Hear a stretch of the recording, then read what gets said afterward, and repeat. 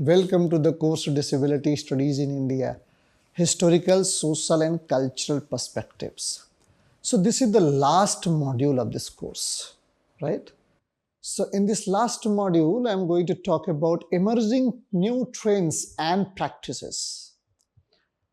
And in this lecture, I will be talking about, as you see the slide please, I will be talking about recent trends in disability studies, right? Recent trends in disability studies, expanding horizons and shifting paradigms, right? So as the name itself explains, that I would be speaking on new trends that have emerged, that are emerging, and that are going to emerge in India or in Europe or in UK and US. And when I'm saying new trends, I'm also talking about that practices, right? So remember two things, right? That's why it's a very important module, because you will get to know here what are the research being done in this field. As a new beginner who is going to enter into disability studies, what are the practices are prevalent? In addition to that, what you can do. So my focus would be on two levels. Like one, what is happening, and second, what you can do with this. What is your take? What is your interest? So that is where I am going to focus on these two things when I am entering into the new trends and practices. Let me first explain to you and make you understand what I mean by new trends. What does it suggest, new trends? Does it mean there is something called old trends? Right? It's not a fashion show, right? A kind of a particular clothes have got outdated, and now you have to enter into the new kind of a clothes, right? You have to bring out new fashion show. No, that's not the point. Understand this, the subtle difference that I'm going to make. Emerging new trends basically means that there are new methodologies, there are new theoretical framework which tend to capture, which has it potentiality to capture the complexities of disabled people, right? Let me then talk about what do we mean by old trends, right? If there's something called new, then something called old. As we have discussed in our lectures, right? So far I have delivered like around 55 lectures, and the lecture that you are listening today is 56th one.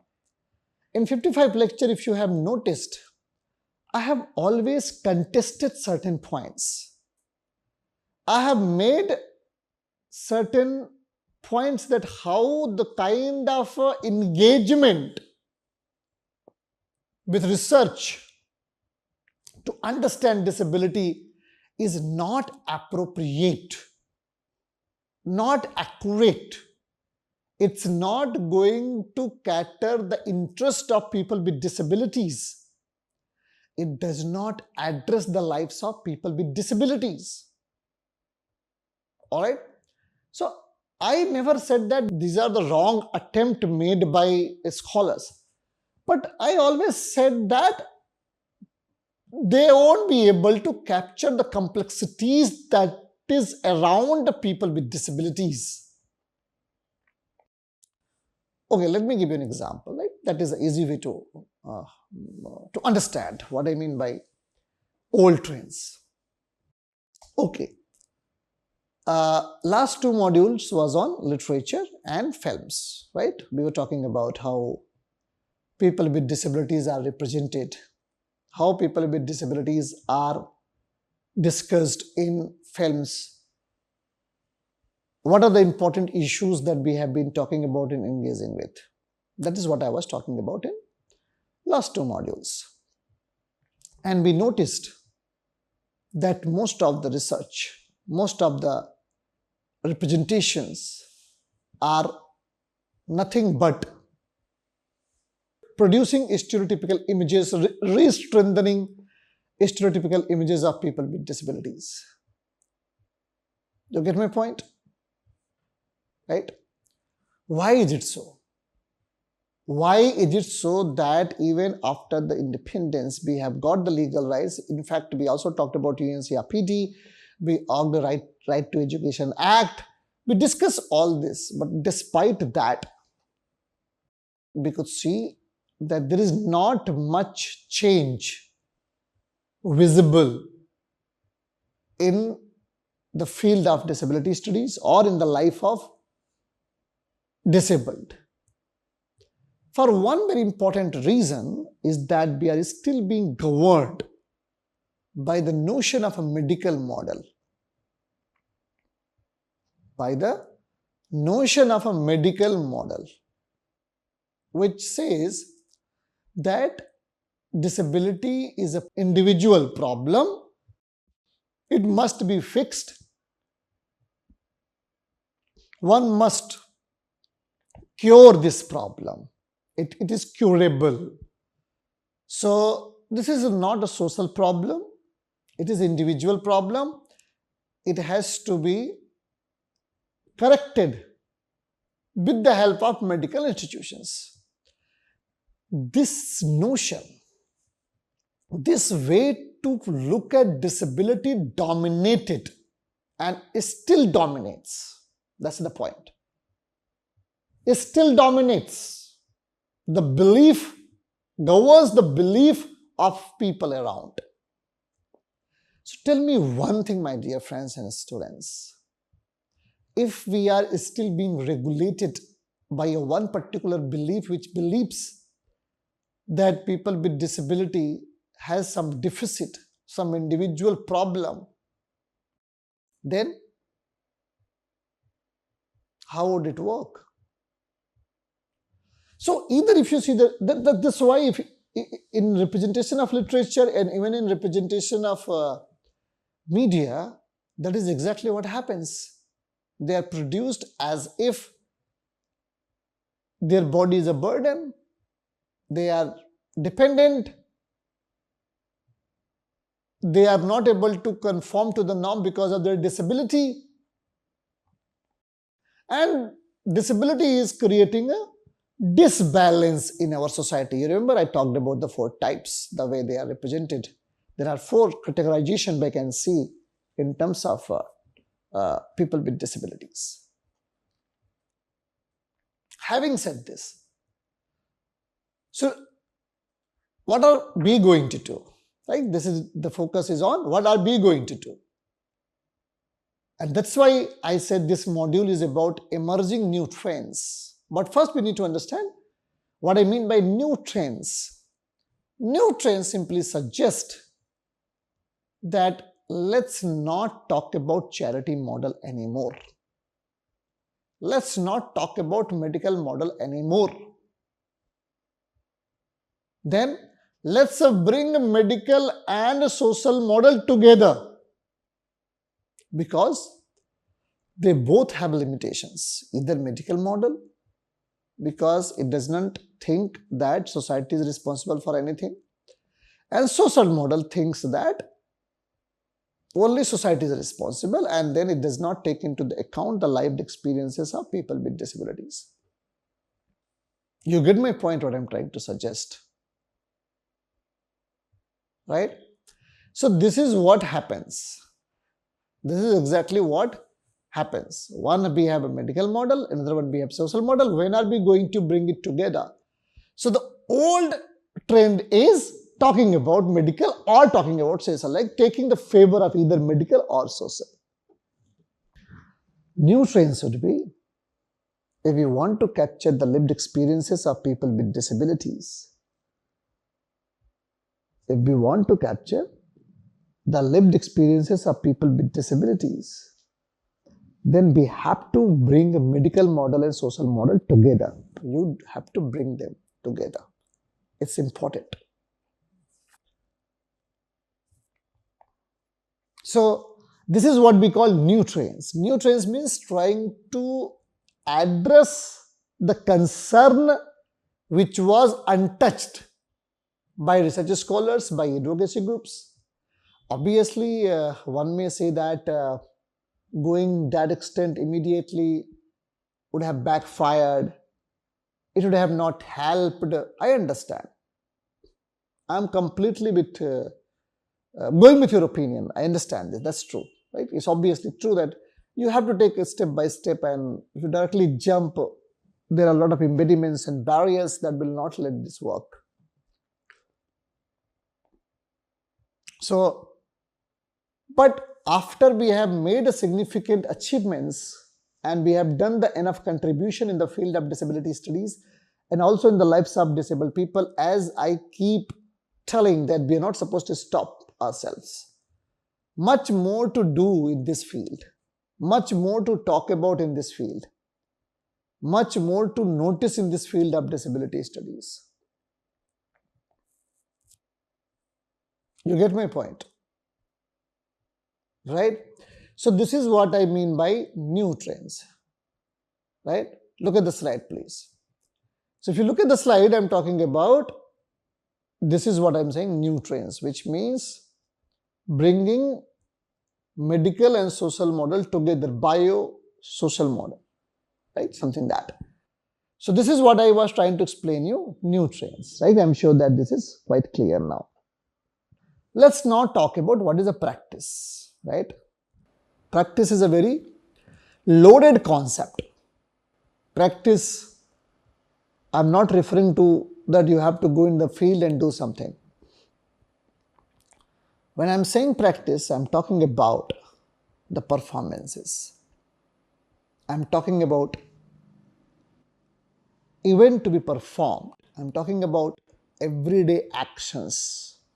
I'm talking about how people are indulged in everyday's lives, right? If you get time, you must read The Practice of Everyday Life, right? The Practice of Everyday Lives. This is an interesting book. I mean, see, this book has nothing to do with disability if you see. But I can assure you that this book is going to tell you many perspectives which is going to be helpful in understanding the lives of disabled people. You got my point? Right? So think about this idea that how they are coming together. So when I'm saying practice, what I simply suggest is that what are the new practices in our society? Let me talk about it then. The first old practices, I mean, providing them assistance, and then they will be going with the assistance, they will be taking care of their life with their assistance. We will provide wheelchairs, we will provide braille, we will have special education. Special education means what? Special education simply suggests that people with disabilities will be having a separate schools where they would be going and getting education. That is a separate, that's what called old practice, right? This is what we have. And then you may say, look, what a wonderful achievement we have done in the field of education by providing a special education to people with disabilities. And trust me, people talk a lot about it and they say that we have a special education, they should go to special education, so on and so forth. But what is a goal? Think about it. What is the purpose of education in the first place? Let me ask you this question. What is the purpose of education? Is the purpose of education to get the degrees, or sensitizing people towards each other, asking them to believe in tolerance, respecting the diversity and difference, inculcating a sense which believes in spreading empathy, love, emotions, concern? Education, unfortunately, is reduced to only getting degrees and getting employment. but it has a much wider purpose than what we think. So when you are providing a special education, what are you doing? You are not exposing people with disabilities to other kind of lives. And most importantly, that normal people, normal students will not get to know their peers who are disabled. Then how would they get sensitized? How would they know what the people are? If you don't interact, then you don't talk, how would it happen? Then you will say that, no, special education is better because if they go to the mainstream education, they will feel discriminated and so on and so forth. No. If we are not sending our students and kids to the mainstream education, they will remain discriminated throughout their lives. What vision we have. And second, even the mainstream education will not discriminate people with disabilities provided we have enough sensitization program which sensitizes people without disability about people with disabilities, their concern, care, emotions, so on and so forth. Are you getting my point, what I'm trying to suggest? So here you see I'm trying to challenge the old practices. For example, in education, I told you, we have a separate education system for them. That would not help much.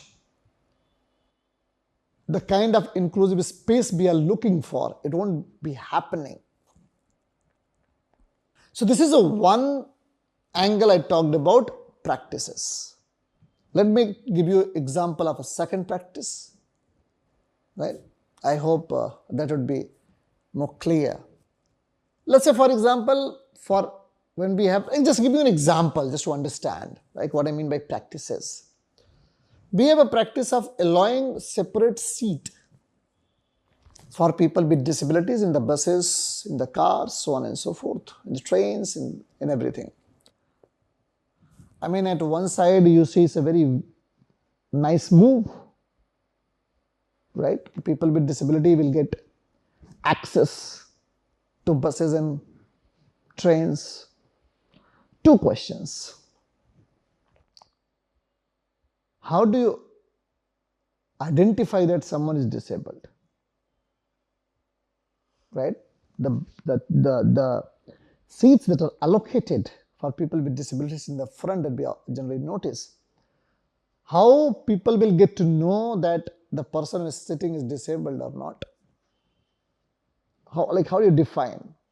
Like obviously, there are many forms of disability which are not visible.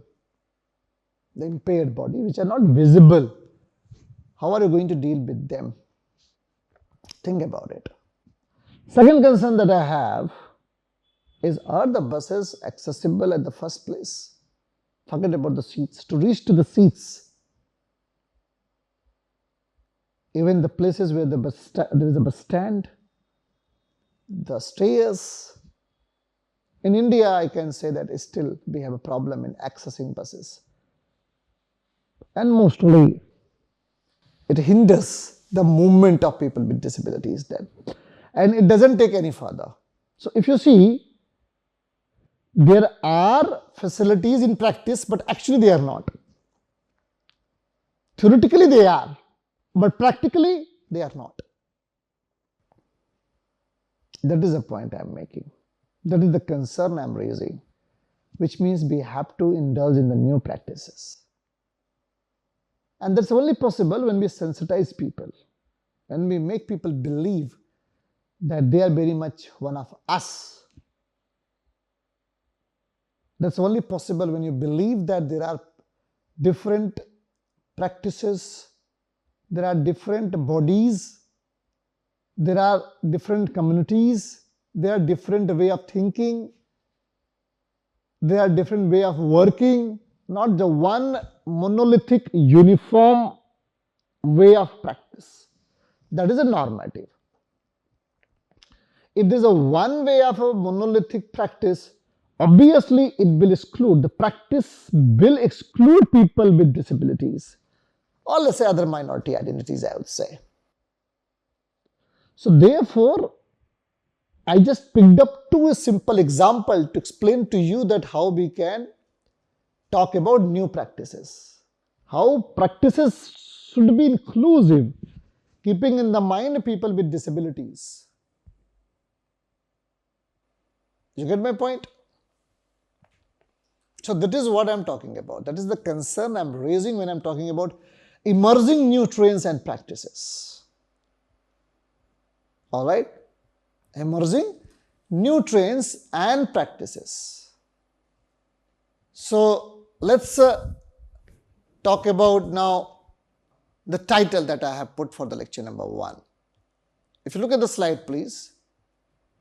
Recent trends in disability studies, right? Expanding horizons, right? Expanding horizons and shifting paradigms. Let me explain to you what I mean by expanding horizons.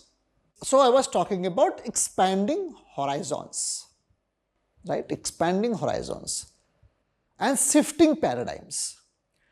So let's talk about what I mean by shifting paradigms.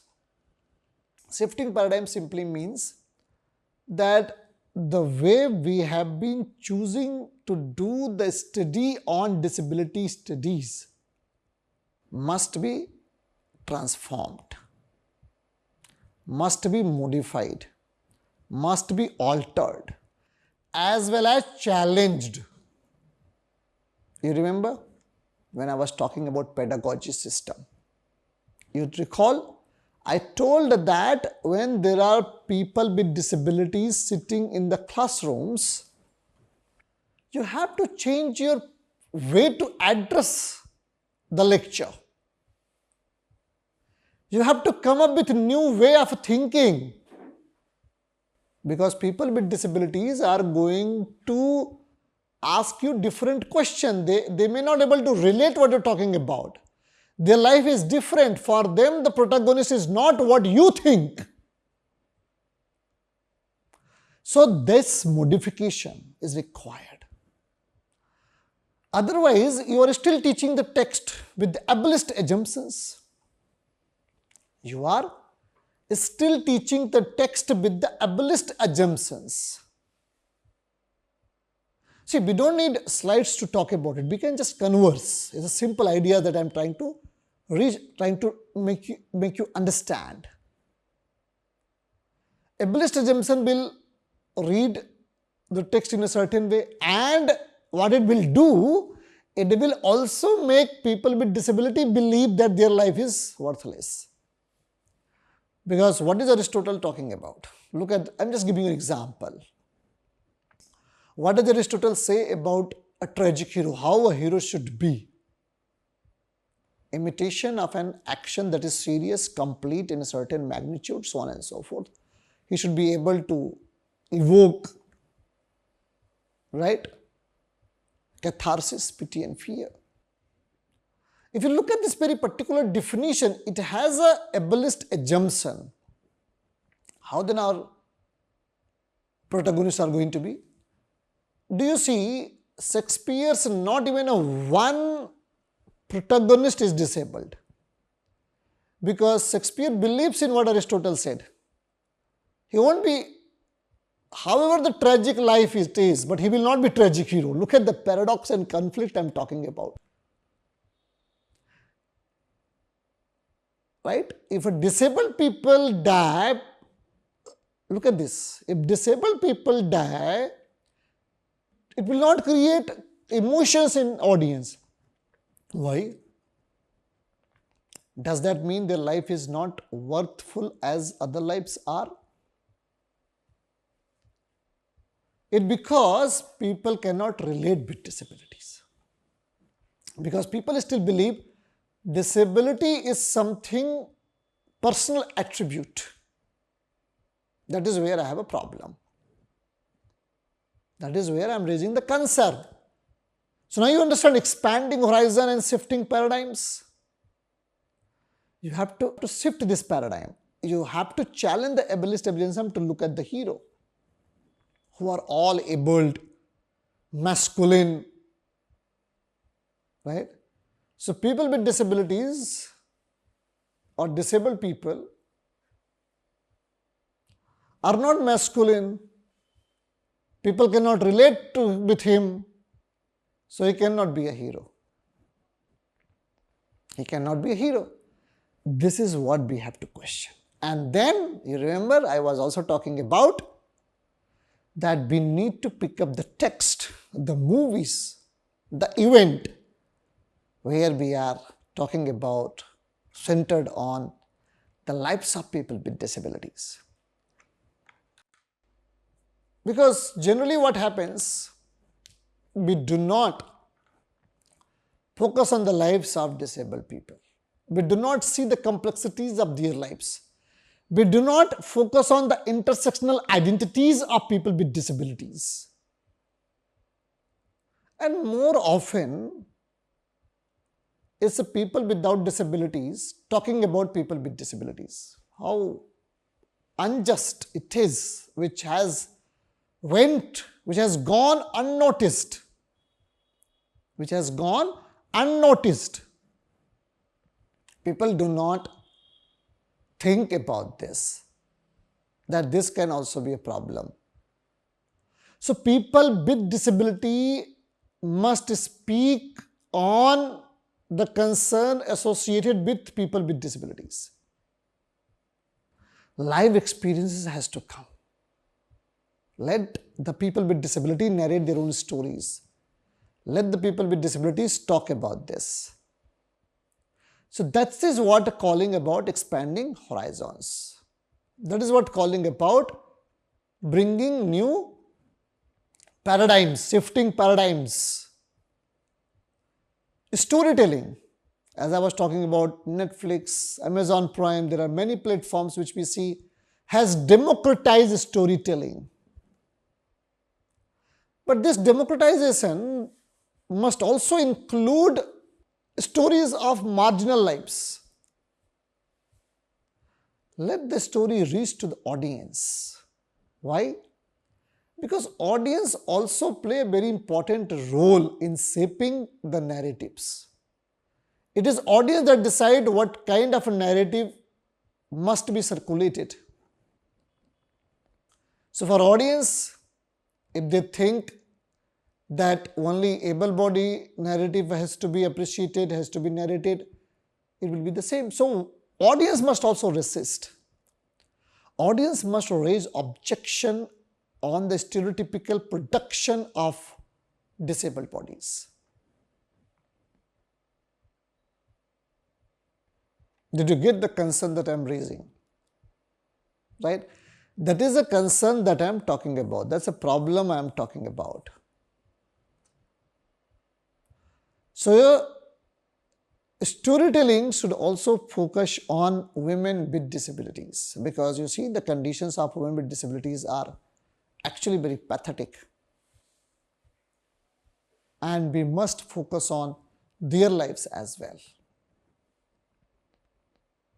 So this is important.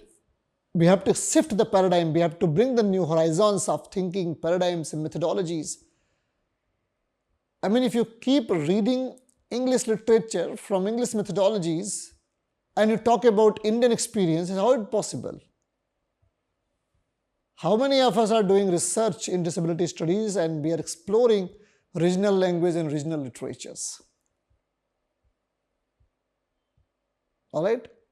How many of us are doing this?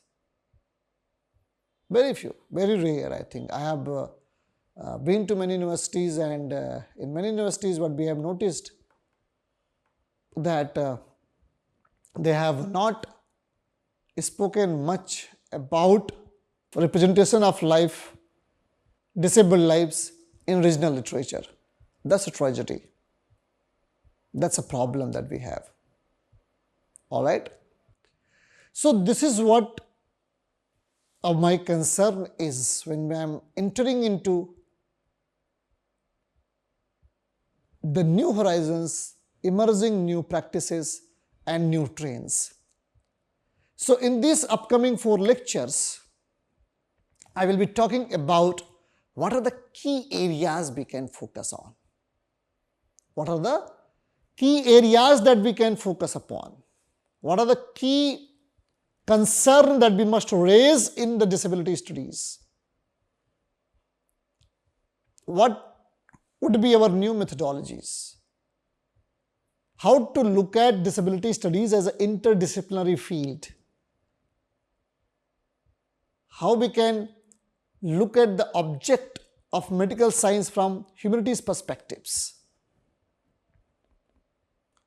This is all very significant to contribute in disability studies. So with this, I would like to end my lecture here. So just to conclude, right, make sure that whatever I have discussed in this 55 lectures, you have gone through it, because I will keep referring. So it is just a suggestion that I am adding, that please go through them, because the new trends and new practices will go back and see that how we can do research in literature and humanities and social sciences.